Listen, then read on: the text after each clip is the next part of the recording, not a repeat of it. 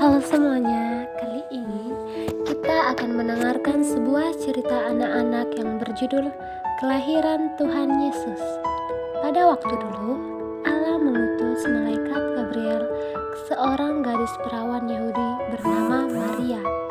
Ia berkata kepada Maria, "Engkau akan mempunyai anak dan dinamakan Yesus. Ia akan digelari anak dari yang tertinggi. Ia akan berkuasa selama-lamanya." Bagaimana mungkin terjadi? Gadis itu bertanya dengan terheran. "Hamba belum pernah bersuami." Malaikat berkata kepada Maria, "Kalau anak tersebut datang dari Allah, tidak dari bapa duniawi." Malaikat berkata ke Maria bahwa sepupunya bernama Elisabet akan memperoleh anak dalam usia yang lanjut ini. Adalah mujizat juga.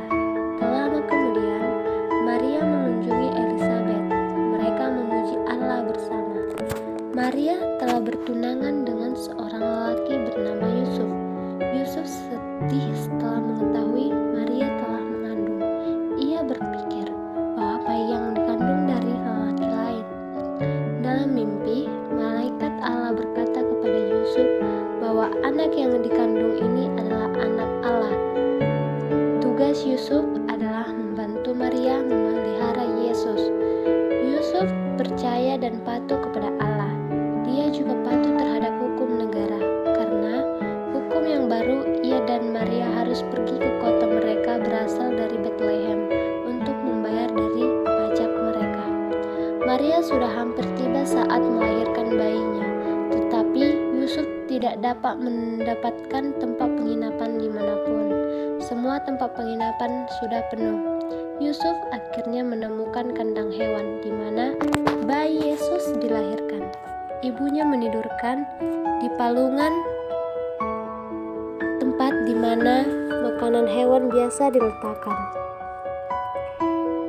Di dekat itu, para gembala menjaga hewan yang sedang tidur. Malaikat Allah menampakkan diri dan berkata kepada mereka tentang kabar bayi.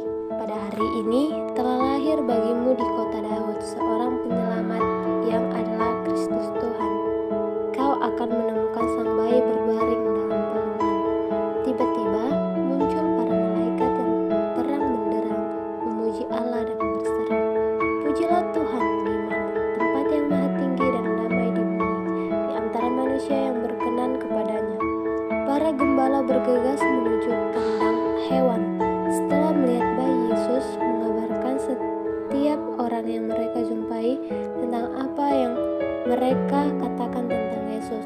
40 hari kemudian, Yusuf dan Maria membawa Yesus ke rumah Allah di Yerusalem.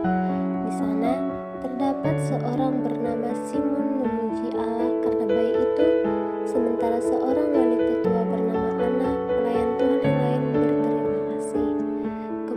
Keduanya mengetahui bahwa Yesus adalah anak Allah, juru selamat yang dijanjikan.